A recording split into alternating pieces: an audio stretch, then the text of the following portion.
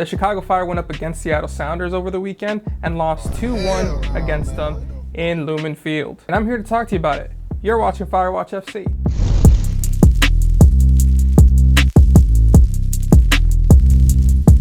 And before we get started, please don't forget to like and subscribe on this video. It would help me out a ton.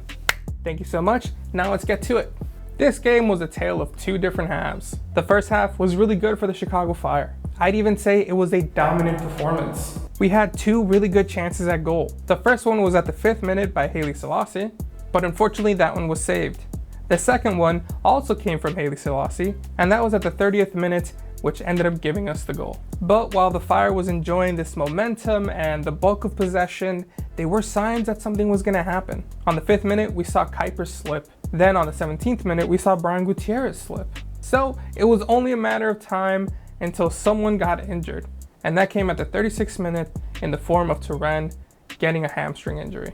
Turan went at full speed to catch a breakaway, and unfortunately he felt that pinch in the back of his leg and he knew it was over. You could see the frustration in his eyes, in his screams when he realized what just happened. All he could do was scream, pound at the ground, and wait for the medic to arrive. And I'm wishing him a very speedy recovery. And this is so unfortunate for Turan because he just had surgery to fix his leg problems. Game after game, Turan was doing his job, making sure that no one dared to cross the Chicago's half. In short, Turan was the heart and soul of this back line. But I didn't realize how much this back line needed him, because after Turan left, it was a disaster.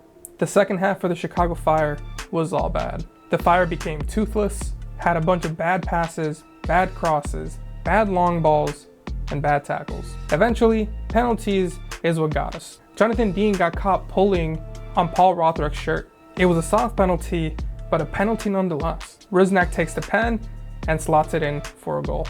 The second penalty came from Pineda kicking Morris in the penalty box.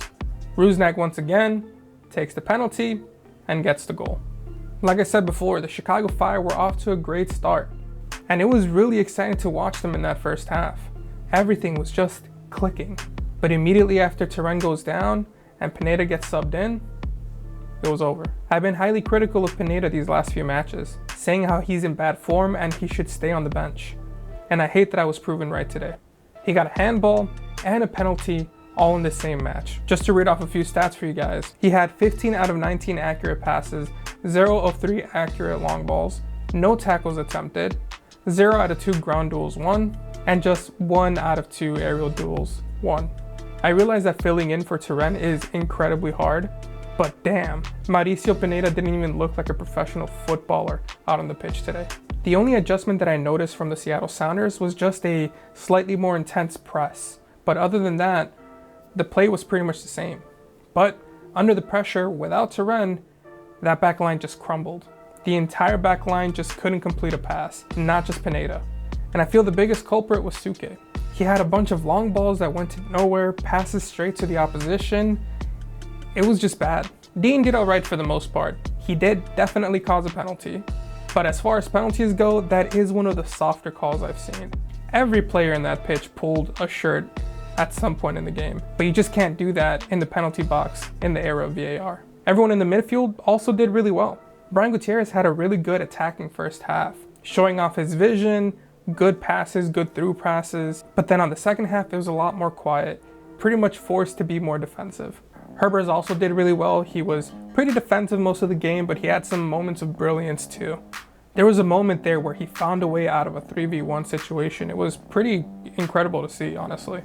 And a special shout out to Jimenez because I thought he had a really good game. He had a good few shots at goal, showed really good vision in the 22nd minute, got an assist, and did a hell of a job defensively. Jimenez did get caught lacking a little bit in the 27th minute when he was just kind of standing there and didn't notice that a defender was running right behind him. But other than that, he had a really good game. Now, if we look over to our forwards, I'm a little conflicted. It is a bit of a crazy take, but I think Haile Selassie was being a bit too selfish today. I don't want to take anything away from him because he did get the goal, and it was a beautiful goal. But there was also a chance for us to get a second goal if he just passed the ball. Just a few minutes earlier, there was a chance where Haile Selassie was running, he had a defender with him, and Kuipers was over in the box ready to get an easy tap in if he just got the ball. Haile Selassie, instead of passing it to him, decides to go for the shot himself, and it goes wide. Like I said, I'm happy for Haile Selassie for getting his goal, but it would have been really nice to go into the second half with a 2-goal cushion.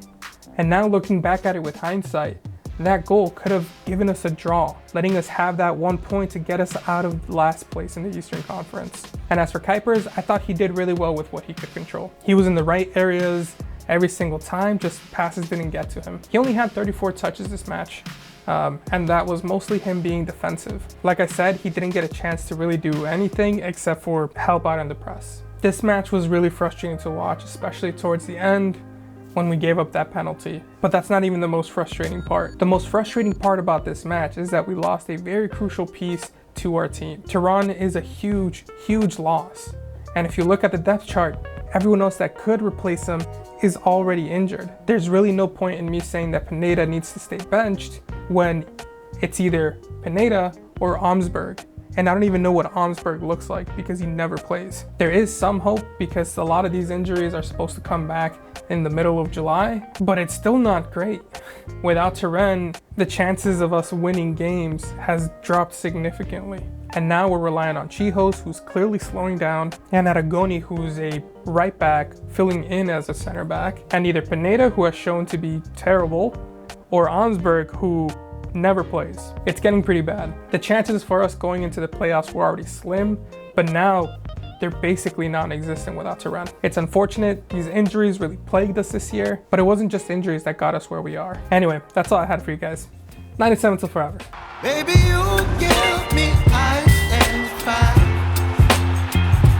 You're giving me wind and rain. You're some kind of butterfly. Baby, you give me midnight. You whip up my appetite. Don't leave me here.